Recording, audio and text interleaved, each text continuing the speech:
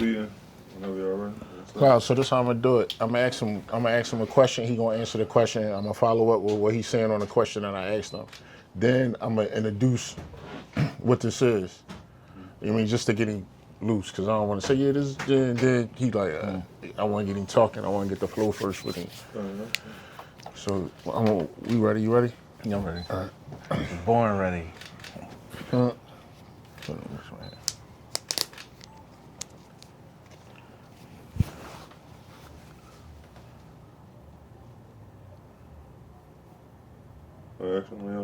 right. Olom, if you could have anything in the world, what would it be and why? If I could have anything in the world, what would it be and why? Yeah. I have 100 kids, so they could take care of me forever, and they could take care of each other forever, and then our names is gonna live on forever. That's different. Yeah, you thought I was gonna say some nut shit. No, I thought you was gonna say. He thought I was gonna say some ignorant shit. Yeah, I want 100 businesses. We could come through stunting on niggas.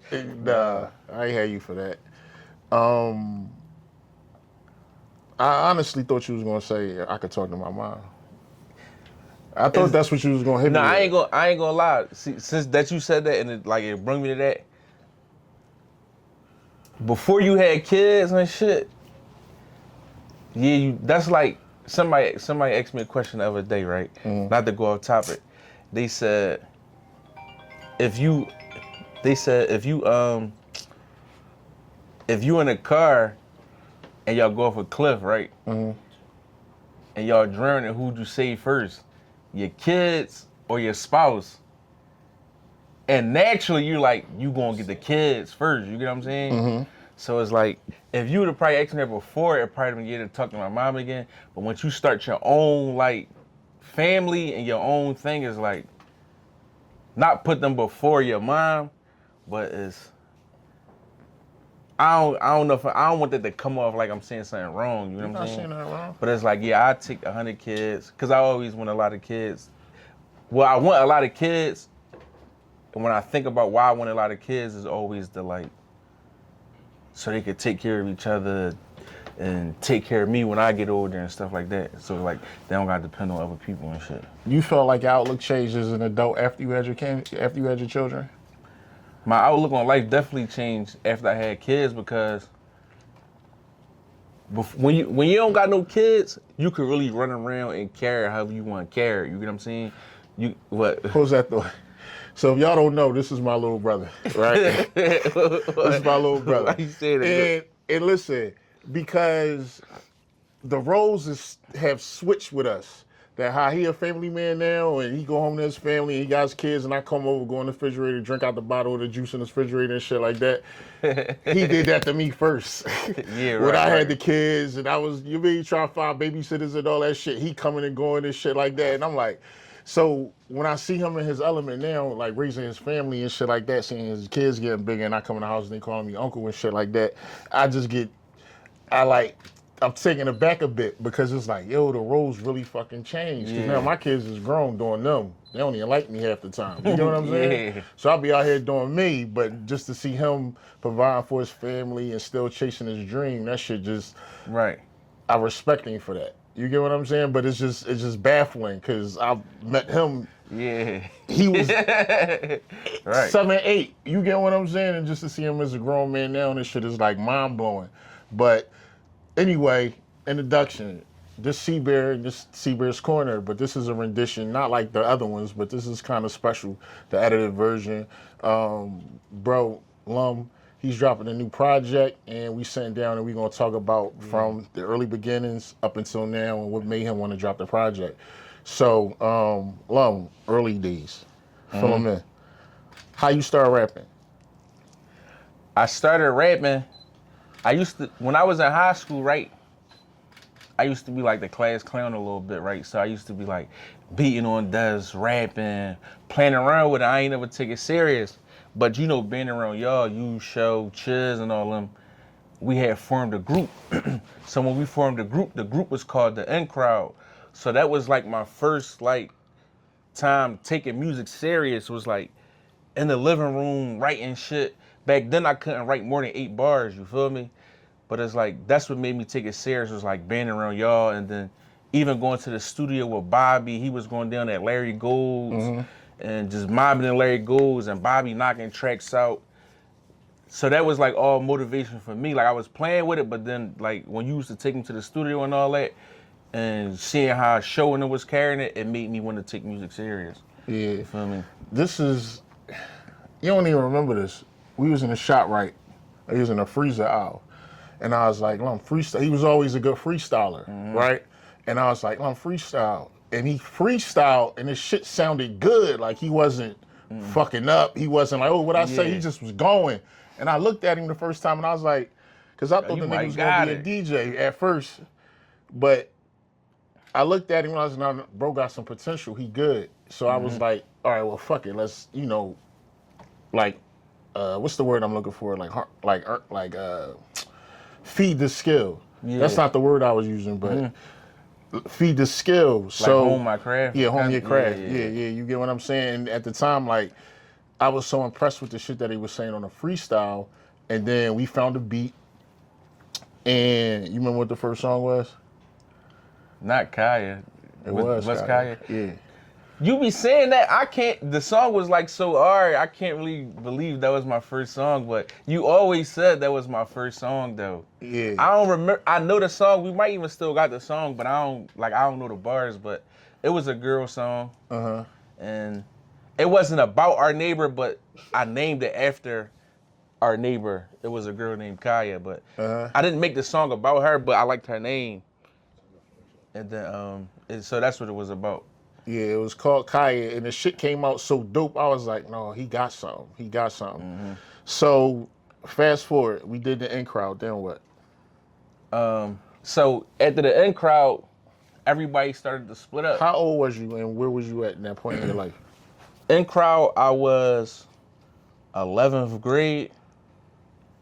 I was 11th grade, high school. I went to Gratz, and I remember it was 11th grade because when we got the cover art in computer class, I went to every single computer and put the cover art on all the computers in computer class. So when niggas came in computer class and they opened up their laptop, they seen the cover art, you feel me? And I remember, you don't even remember the photo shoot. Remember you brought me all them outfits, the Air Maxes, the Butters and all that, and then we went downtown. South Street. Yeah, we went to South Street and we had the photo shoot and all that. Yeah, so that was that. So after that, everybody started to go their own ways. Like, Chiz was building P&B. I think Rock had came home around that time or a little bit. No, it was after. Yeah, Rock came home after that. But like Chiz, he started doing his own thing with the P&B, and then Show, he had started doing his own thing. So, and then it was like Airplane Ace, and then he had up going on whatever he had going on. So it was just me left, but I ain't want to stop making music because they was doing what they was doing, you feel me? Yeah. So it's like, really, I had to just really put the shit on my back for real, you feel me? And it's just you so did happened. Put the shit on your back. I was hard though, like ahead of my time hard, you feel me? But that's because you had me listening to like a lot of music, so that's why I'm 31. So I be telling niggas like, I'm kind of like a young nigga, old nigga at the same time, because I be feeling like a young nigga, but I got the taste like an older nigga. You get what I'm saying? As far as like music, so yeah, you had me on the whole early Wayne, all that shit, so I could relate to a good project. You feel me? Yeah.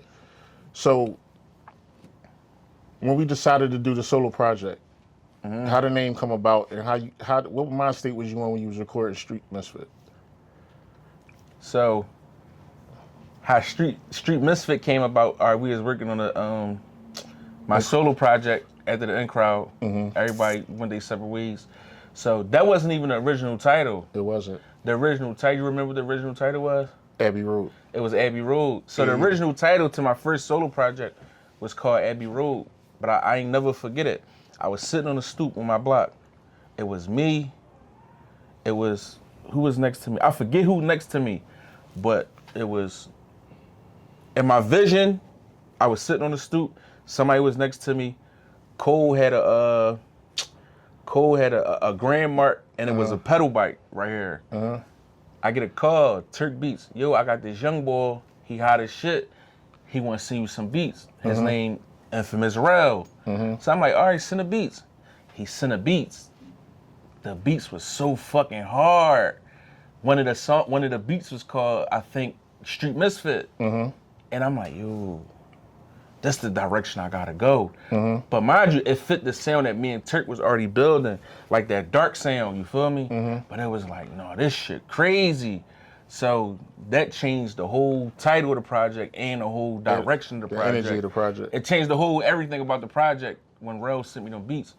And I just was in like, that gritty. It was like that gritty, that dark, that like, that pain before everybody was like really on that pain shit. It was that sound, you know what I'm saying? So that was like, my mindset was like, that sitting on that stoop on my block, just seeing everything in front of me, the grand marks, the pedal bikes, like all that shit symbolized where we was at with it as young niggas, you feel me? And what we wanted and where we was trying to go, for real. Cause we used to talk about having fast cars and all that shit back then. But Cole had the Grand Mark, I had the Turtle Top, Lil had the fucking Trailblazer SS. That's just like, that was like the beginning of where we was trying to go, for real, you know what I'm saying? So how do you think that, when that project dropped, how do you think that project was received? When that project dropped, I remember how it was received. It was crazy. We was still printing up CDs. I was going to fucking, Jersey. I was pulling up the people, taking pictures, selling them for $10. It was received well. And I always feel like I was ahead of my time because the music was so good. You know what I'm saying? And you like, and you know niggas like bullshit for real. Yeah. So it's like, the shit was so good. I feel like that about all my shit. Like the shit be so good for the position that I'm in that it don't never get the recognition because, like, motherfuckers always say, "Damn, bro, you sound like you on already." You know what I'm saying? So that's what I'm trying to like, kind of trying to say, is like, but it was so good back then. I feel like it got overlooked, bro. For sure, and I feel like with that project, that was like a stepping stone of like your lyricism, learning how to put a project together by yourself, knowing what you wanted to relay as far as like the direction and the attitude that you wanted to put out there. Yeah. Going right into Street Misfit, we went right into Night Shift. Now, I feel like Night Shift could have did more. Oh, I had it mixed around. Yeah. Night Shift was the Turtle Top and all that. Yeah, we're When rolling. you came Okay, home. I had it mixed around. That was my fault. Yeah. I had my fault. So the first project, the feeling that I was in was like, I gotta carry this shit. It's on me now. Let me show these niggas that I can do it. You feel me? Yeah. So that was my mindset of the first joint. Then Night Shift is when Rel sent the beat and all that. And the beat was called Night Shift. And then, yeah, so that's my fault, y'all. I had to mix it around. But my mindset on the first joint was, I gotta be the one to take us there. And I feel like that's been my mindset ever since. You get what I'm saying? Was like, fuck it, I gotta be the one. You know what I'm saying? And it's like, even though y'all was trying to put that on me back then, I ain't really see it. Even when we still was a group, like motherfuckers like, no, bro, you gotta, I ain't embrace it. But then when everybody split up and it was just me and I had to embrace it, I feel like that's what gave me my mindset. It was like, you gotta be the one. Like no matter how much I try to play the back burner with shit, it's like, no, bro, just go ahead. You feel me? Yeah, I felt like the table started to turn when Night Shift dropped. Because we came in the game with a lot of niggas that we built relationships with. Like Lights, Rock, Drama, Cinco. Who else was it? Bro, it was a bunch of motherfuckers, bro. It was a bunch of people. That's around the time, if you see, Lights had me to post recently, like, I guess he was putting a show together, and it was for like all the times, all the showcases, all the Vultures Lounge and all that. But we did all that, you feel me? So when that Night Shift came out, and I used to be performing that shit, it was like, no, he different. Yeah. No, he different. But as we had that sound and we had that taste, because I was around y'all and being around such older people, I wasn't on no young nigga shit, so it was reflecting in my music. Like, how the fuck this young boy talking like that? You get what I'm saying? And around that time, you started living your own life experiences. Yeah, facts.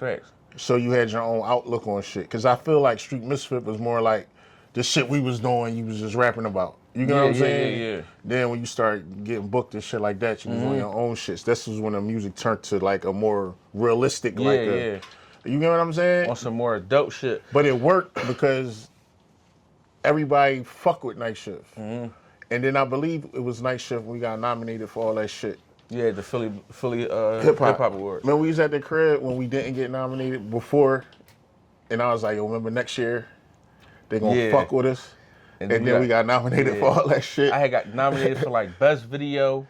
That's when I shot the intro with Chop. We got nominated for that. We got nominated for best new artist. We got nominated for like best mixtape of the year. So that year when Night Shift dropped, we had like a couple nominations.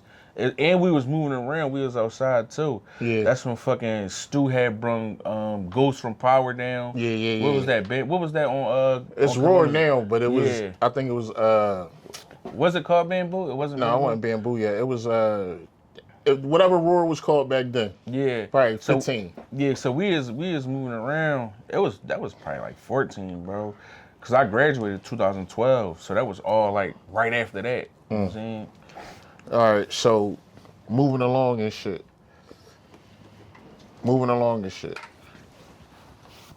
The direction, all right, fuck that. If you didn't catch them cases, where you think your music would be right now? Because you sat down a while, and it kind of, you got to get your life together and shit before you could really start doing music and shit. Yeah. You know that Philly curse, that motherfuckers be like, no, every nigga from Philly go to jail. I kind of like got that on me. Cause like before every project, bro, something happened and I end up going to jail. Like before every project that I put out, it happened. You get what I'm saying? So, and I always be like, man, niggas always be like, niggas from Philly be. So it's like, I don't know what that shit is, bro, but I do feel like that shit set me back a lot. Especially this last go around that I had when I had to sit down and I was away for a couple years. Right before I went away for that, it was like I had dropped Legends Never Die. The shit was received well, you feel me? And it was like I feel like I was that going Legends Never Die. That was fucking Believe in Olom. Believe in Olom. Yeah, Believe in Olom. Yeah. So you gotta remind, you know, my shit be all over the place. But so I had dropped Believe in Olom. No, it wasn't even that because I dropped Believe in Olom on the run. Because I got it mixed over the phone. I used to be like getting on Dunny nerves. Like, bro, at 2 minutes and 36 seconds, put a siren. At 2 minutes and 40 seconds, put a money counter. No, but that's what we were saying. So you dropped it on a run. Therefore, you couldn't really promote it or do what you wanted to do with it. So when you came home, you dropped Legends Never Die. Yeah. So when I came home, but you asked me where would I be if I didn't keep. Like if you didn't have all them issues with the law, where do you think your career would be? I feel like I'd definitely be way further than I am, but also it'd be consistency as well. Yeah. You feel me? So it's like I can't even really necessarily just blame it on that because what the fuck was I doing to put me in them positions and what was I doing to help my career out, you feel me? Like lately I just been on some real like, you gotta be real with yourself type shit, you know what I'm saying? So I can't even blame other niggas for my career because I know a lot of times when you one foot in, one foot out, you can get like tied up and caught up to where it's like, this is what you want to do, but you over here doing this, so you don't necessarily put all your attention to what you need to put it into. You know what I'm saying? So a lot of that shit was my fault, you feel me? Like I felt like with you, I didn't believe, my issue with Lum is I didn't believe that he thought he could take rap super serious because he was always doing other shit when he could have still been rapping because the other shit required money too. You get what I'm saying? And I feel like with the music shit, he was so talented and nice with it, but the inconsistency, like how he mentioned, held him back a little bit. But it wasn't like he was on bullshit because the nigga had the high-end fashion brand that took the city rampant. Like niggas went crazy over that shit. Tell them how the high-end clothes shit started. See, it came from Well, we had the clothing brand. We still got it. It's just we ain't just pushing it right now though. But it's called High End Bear Co. So when I came home from jail in 2019, I was just like, it go hand in hand with music. You feel me?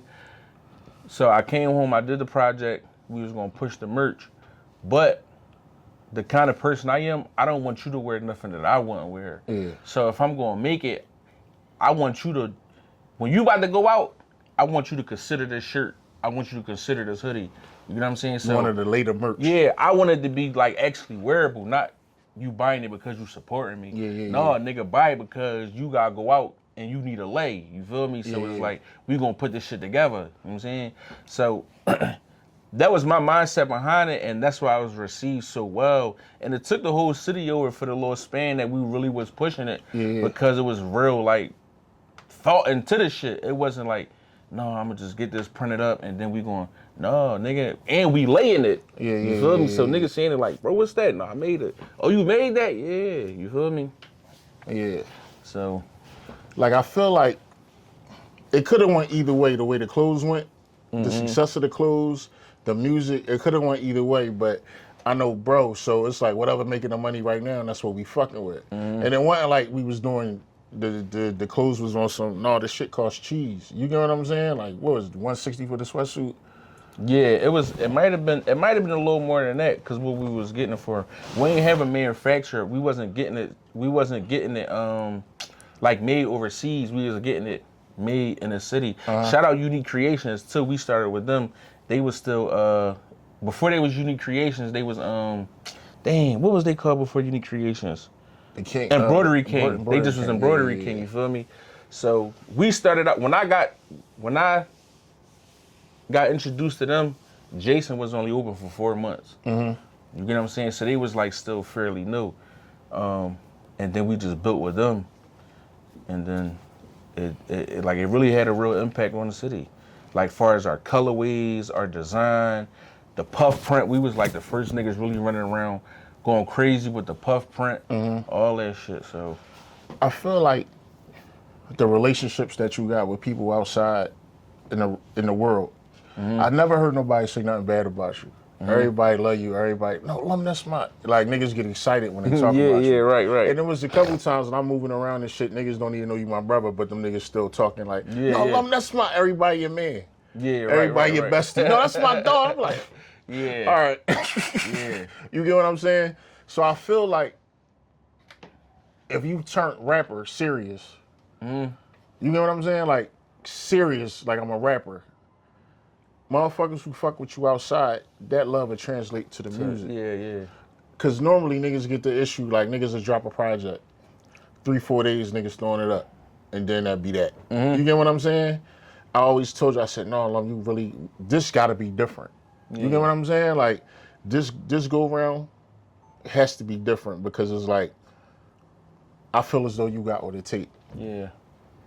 You know what I'm saying? And honestly, that was my mindset when I decided to record this project. You feel me? Cause I was just fucking around with some beats and shit.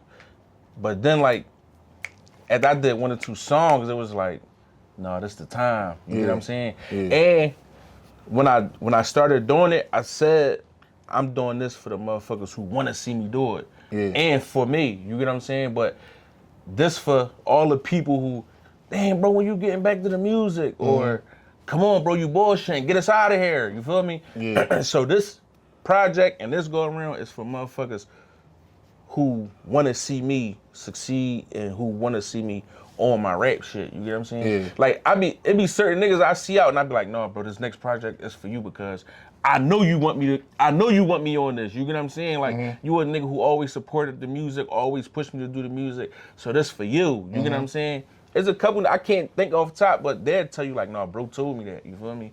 So that's what this run is, and that's what this go around for. So I feel like, before we get into the project, right, I feel like the vibe and how motherfuckers perceive you and the game that you be giving when you be talking to niggas is like that nip spirit. It's only one nip, but it's only one lump. Yeah. You get what I'm saying? And like solid artists inspire other motherfuckers. You get what I'm saying? Not even thinking like, I want clout from this. Like, no, I hear you on the phone when you be talking and you genuinely be giving niggas game. And you genuinely have a concern about their well-being. You get what I'm saying? Yeah. So I feel like that's something special that a lot of niggas don't got.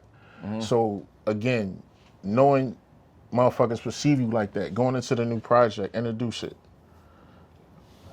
So the new project, Digi Scales and Vacuum Seals. By the time this come out, it's probably gonna be out. But yeah, this for the streets. It's for my core fan base. It's for the people who want to see me do the music, who want to see me succeed with the music. So that's what it's really for. You feel me? And what you were saying, as far as like how my relationships with people, like I used to, like when you started podcasting, you know, I told you like, bro, this for all them times I told you relationships is important. You know what I'm saying? Because you could call a nigga. Just say if I always call and check up on you, you know what I'm saying? Damn, bro, what's up? You all right? But they'll just say, I always called you when I needed something. And I only called you when I needed something. That time you really might need was like, bro, this nigga only called me when he needs something. You get what I'm saying? But if bro, be checking up on me, like, bro, you feel me? Yeah. So relationships is important with this shit and with everything too. Because you could get into rooms with a relationship that you can't get in with money or other shit. You feel me? So I always felt like that over the years that relationships was important. You know what I'm saying? Yeah. But also with the pod shit, right? When it was something that I figured out that I wanted to do, I'm always like, get your own camera. Get your own camera. Nah, bro, get your own shit. Get your own shit. Get your own shit. And at the time, you know, it take time for you to realize like what motherfuckers be saying to you. So I just want to acknowledge you on that because I got my own shit and shit. Yeah. You know what I'm saying? You It's can shit, move around. I'm moving around, and this is how I like the Seabird's Corner come about. And you get what I'm saying? Like, so I've never been a person who think because somebody younger than me, I can't learn nothing from them. You get what I'm saying? It's just like, seeing as though this is my little brother, he say cool shit, and it's not to like, it's only to help. You get what I'm saying? I do the same shit with him. But in our relationship, I step back and let him be a man because my journey was my journey. And I knew how I raised him and the shit I instilled in him. He already was that nigga to me. You get what I'm saying? So it was like he going go off and accomplish great things on his own. So me sitting back and watching him, and you get what I'm saying? Yeah. I'm a fan as well. So I just want to tell you that on camera. You get what I'm saying? Yeah. But the project, what was the mindset going into the project? The mindset for this project, Digi Scales and Vacuum Seals, this project right here, I'm not trying to get nominated Best Lyricist of the Year, Best Rapper of all time. This ain't that, you feel me? Yeah. This project is more so, we just popping it. We popping it, we having fun. When you hear this shit, we making niggas get dressed again. We making niggas step out, you feel me? We taking the shiesties off, we getting dressed, we fucking with the bitches, we getting some money, we in good spirits, you feel me? So this project is really, I'm just popping it, you know what I'm saying? Like, later on, like, after this project, yeah, we gonna get into the, like, the real bars and all that, but this just more so, like, fun. It's for the trap, it's for the streets, is we getting dressed, we getting out of the, like, depressed state, like, all the bullshit we just put into the side for this 30 minutes, and we turn it up and we having fun, you know what I'm saying? So that's what this project more so about, is having fun, getting dressed, you feel me, getting some money. Cause it's like, it's not really no motivational like music out there as far as like coming out the city that make me feel like I wanna go get some money or make me feel like I wanna go get dressed, you know what I'm saying? Everybody really kinda got like the same style and sound and feel too, you know what I'm saying? So this really more so just like that fun, we call it popping it, you feel me? Like that, we just popping it, you know what I'm saying? Yeah, pop it. What's your favorite song off the album? That's a hard question. Off the top, without listening to it, I can't really say right now because it's like, you know, the way I be structuring my shit, bro, be like sections. So I say this, my favorite song from the first section, like the turned up part, probably be 100 Bags. My favorite song from like the second part, like when it's like going into like the women towards that part, would probably be Friend Zone. And then my favorite part for like the third, we coming down off the high part, would be Blueprint. And then me and Lena just got like a fucking, me and Lena got a song on there called Aromatherapy, bro. It's crazy because it's the same song to me as Friday and Meek song for they dad, but for our moms. And we made the song before like that even came out or anything, you feel me? So when motherfuckers hear, I don't want motherfuckers to be like, I tried to remake that song, you know what I'm saying? But me and Lena got a joint on there, bro, called Aromatherapy, and that shit just remind me of some Michael Jackson, like, we are the world, we are the people shit, you know what I'm saying? Like, it's a real big record, and the video gonna be crazy too. But it's like, it give off that Friday and Meek feel, but it's like, I promise y'all I did that shit before I heard that record. You get what I'm saying? Like, I promise I did that shit before we heard that record. But it's like, for they dad, this would be like for our mom type shit. For you know what sure. I'm saying? What you want to let people know about you that they don't already know? A lot of people say my personality don't come off on social media. It Like, don't. a lot of people don't know, like, I'm really, like, funny as shit. I'm really funny as shit. Like, I feel like my personality don't come off on social media. So that, too, like, I'm real genuine. I'm real down to earth. And, like, you always told me, like, I be giving, like, what you say when I be like, bro, you heard such and such? You like, no, I ain't listen to it. You be giving niggas too many chances. Or what you be saying, like, you always be like, you'll give a nigga a chance quick. That, too, is like, I'm loving, I'm genuine, I'm down to earth, I'm real funny, and it's like, I'm approachable. And you have a good heart. Yeah. Sometimes the shit that we be outside doing and the people that we come across, I won't give a nigga all these chances. This nigga is a genuine good nigga. I'll be like, Lo, why you fucking with him? Though, bro. I'm changing, bro. Like, Lo, I'll be like, Lo, why you dealing with this nigga, bro? No, I'm changing. He be like, it's my man. I'm like, all right, don't bring that nigga around me, bro. Yeah. You get what I'm saying? No, but no bullshit. No, real shit, bro. I'm proud of you on this. I'm proud of you, period. As a man first. You know what I'm saying? I'm proud of you. You're a great fucking dad. Now, I won't let him watch my kids because he gonna let them bang out. He gonna let all the kids crash out. You gotta let the kids do them. He gonna let all the kids crash out. But you gotta let the kids do them. Excellent provider. His family loves him. Like, he walk in the house, they get on my nerves. Run to him. You get what I'm saying? So that's a genuine, that's the type of man that I applaud you to be. Because niggas had kids and they don't see them for days at a time. You know, you go home every night and that shit dope. So that's what I be trying to tell a mom. I'm a nigga, I'm coming home. You niggas, they ain't even coming home. You gotta lay off me. Check that. Shout out Fatty. Tell them where they can find you at. You can find me on Instagram, Olom18, my Twitter, Olom215, Digi Scales and Vacuum Seals, May 23rd. It'll probably be out by the time you see this. But this gonna put that feel back in the city that we is missing. And it's the beginning of my run too, you feel me? So it's like, I'm already gearing myself up that they gonna overlook this joint. But this my start to where I'm going, you get what I'm saying? So I ain't looking for this project to take me to the moon, you feel what I'm saying? But I gotta get it out to get the gears back rolling, you know what I'm saying? Or get the gears back turning, so. For sure. I feel like if niggas know you took it serious, they'd take you serious. Yeah. Cause the nigga be like, no, I'm hot as shit. And then that'd be that, cause then I'm on other shit. You know what I'm saying? Like, he don't give me enough to be like, you And for all them arguments, this is why I'm doing it. So I had to fall back off. when niggas, You know like, me.